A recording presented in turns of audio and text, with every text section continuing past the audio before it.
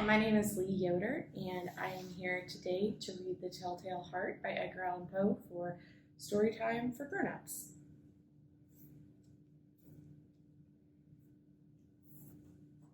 The Telltale Heart. True, nervous. Very, very dreadfully nervous. I had been and am. But why will you say that I am mad? The disease had sharpened my senses, not destroyed, not dulled them. Above all was the sense of hearing acute. I heard all things in the heaven and in the earth. I heard many things in hell. How then am I mad? Hearken and observe how healthily, how calmly I can tell you the whole story. It is impossible to say how first the idea entered my brain, but once conceived, it haunted me day and night. Object there was none. Passion there was none. I loved the old man. He had never wronged me. He had never given me insult. For his gold I had no desire. I think it was his eye. Yes, it was this. He had the eye of a vulture, a pale blue eye with a film over it. Whenever it fell upon me, my blood ran cold, and so by degrees, very gradually, I made up my mind to take the life of the old man and thus rid myself of the eye forever. Now this is the point. You fancy me mad. Madmen know nothing, but you should have seen me. You should have seen how wisely I proceeded, with what caution, with what foresight, with what dissimulation I went to work. I was never kinder to the old man than during the whole week before I killed him. And every night, about midnight, I turned the latch of his door and opened it, oh so gently. And then, when I had made an opening sufficient for my head, I put in a dark lantern, all closed so that no light shone out, and then I thrust in my head. Oh, you would have laughed to see how cunningly I thrust it in. I moved it slowly, very, very slowly, so that I might not disturb the old man's sleep. It took me an hour to place my whole head within the opening so far that I could see him as he lay upon his bed. Ha! Would a madman have been so wise as this?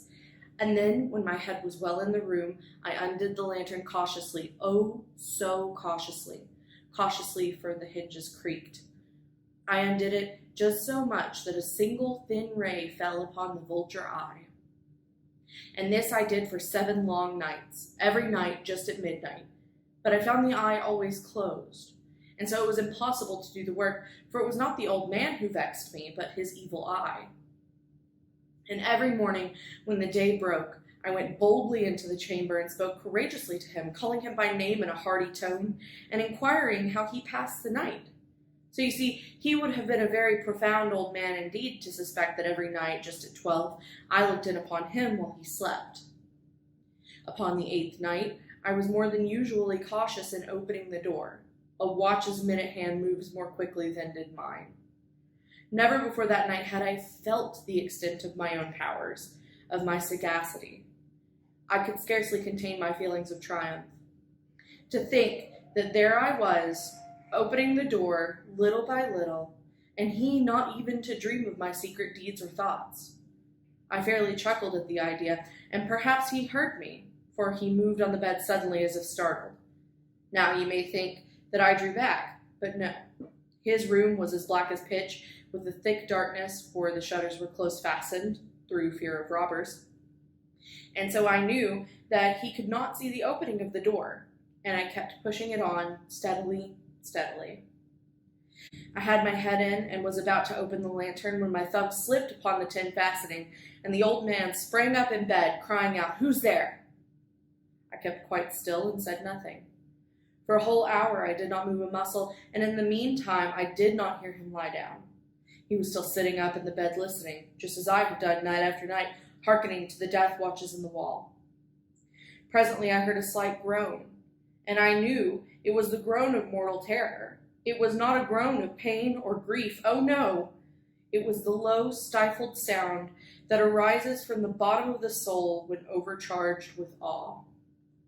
I knew the sound well. Many a night, just at midnight when all the world slept, it has welled up from my own bosom, deepening with its dreadful echo the terrors that distracted me. I say I knew it well. I knew what the old man felt and pitied him, although I chuckled at heart. I knew that he had been lying awake ever since the first slight noise when he had turned in the bed. His fears had been ever since growing upon him. He had been trying to fancy them causeless, but could not. He had been saying to himself, "It is nothing but the wind in the chimney, it is only a mouse crossing the floor," or "It is merely a cricket which has made a single chirp." Yes, he had been trying to comfort himself with these suppositions, but he had found all in vain. All in vain, because death, in approaching him, had stalked with his black shadow before him and enveloped the victim. And it was the mournful influence of the unperceived shadow that caused him to feel, although he neither saw nor heard, to feel the presence of my head within the room. When I had waited a long time very patiently, without hearing him lie down, I resolved to open a very, very little crevice in the lantern. So I opened it, you cannot imagine how stealthily, until at length a simple dim ray, like the thread of a spider, shot from out the crevice and fell full upon the vulture eye. It was open, wide, wide open, and I grew furious as I gazed upon it. I saw it with perfect distinctness, all a dull blue with a hideous veil over it that chilled the very marrow in my bones.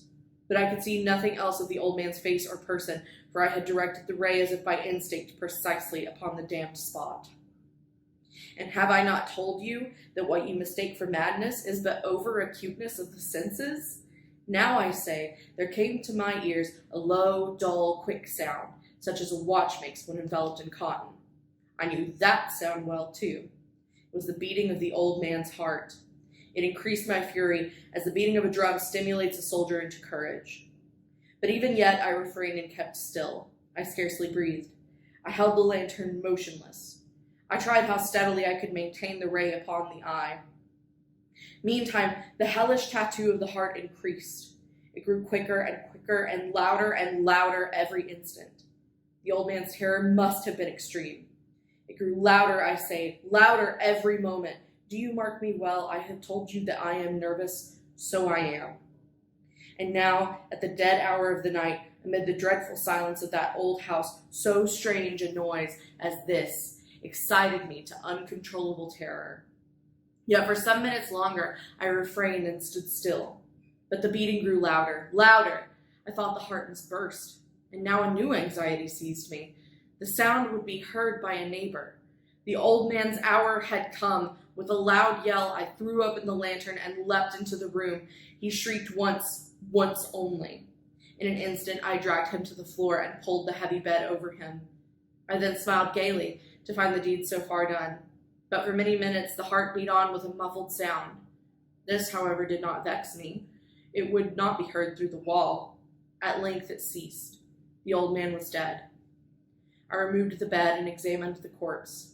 Yes, he was stone dead. I placed my hand upon the heart and held it there many minutes. There was no pulsation. He was stone dead. His eye would trouble me no more. If still you think me mad, you will think so no longer when I describe the wise precautions I took for the concealment of the body. The night waned, and I worked hastily, but in silence. First of all, I dismembered the corpse. I cut off the head, and the arms, and the legs. I then took up 3 planks from the flooring of the chamber and deposited all between the scantlings. I then replaced the boards so cleverly, so cunningly, that no human eye, not even his, could have detected anything wrong. There was nothing to wash out, no stain of any kind, no blood spot whatever. I had been too wary for that. A tub had caught all. Ha ha! When I had made an end of these labors, it was 4 o'clock, still dark as midnight. As the bell sounded the hour, there came a knocking at the street door. I went down to open it with a light heart, for what had I now to fear? There entered 3 men who introduced themselves with perfect suavity as officers of the police. A shriek had been heard by a neighbor during the night. Suspicion of foul play had been aroused. Information had been lodged at the police office, and they, the officers, had been deputed to search the premises. I smiled, for what had I to fear? I bade the gentleman welcome. The shriek, I said, was my own in a dream. The old man, I mentioned, was absent in the country. I took my visitors all over the house. I bade them search well. I led them at length to his chamber. I showed them his treasures, secure, undisturbed. In the enthusiasm of my confidence, I brought chairs into the room and desired them here to rest from their fatigues, while I myself, in the wild audacity of my perfect triumph, placed my own seat upon the very spot beneath which reposed the corpse of the victim. The officers were satisfied. My manner had convinced them. I was singularly at ease. They sat, and while I answered cheerily, they chatted of familiar things. But ere long, I felt myself getting pale and wished them gone.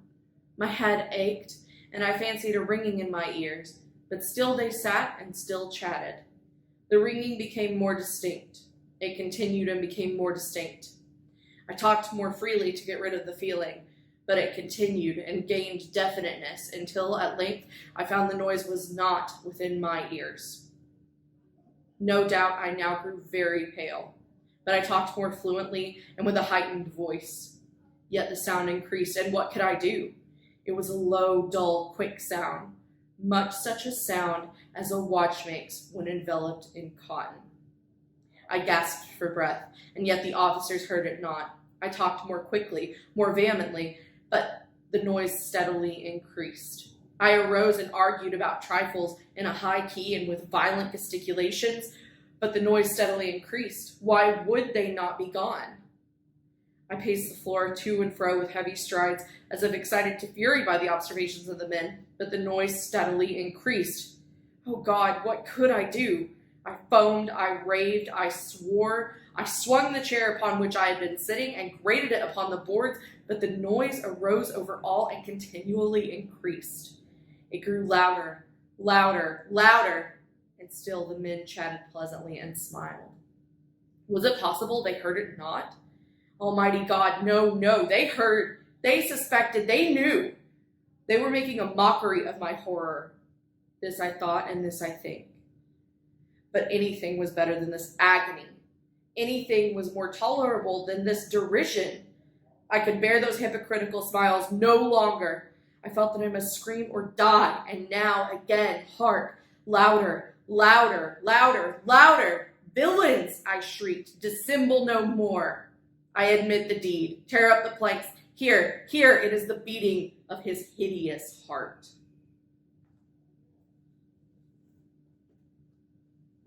And that was The Telltale Heart by Edgar Allan Poe. Happy reading!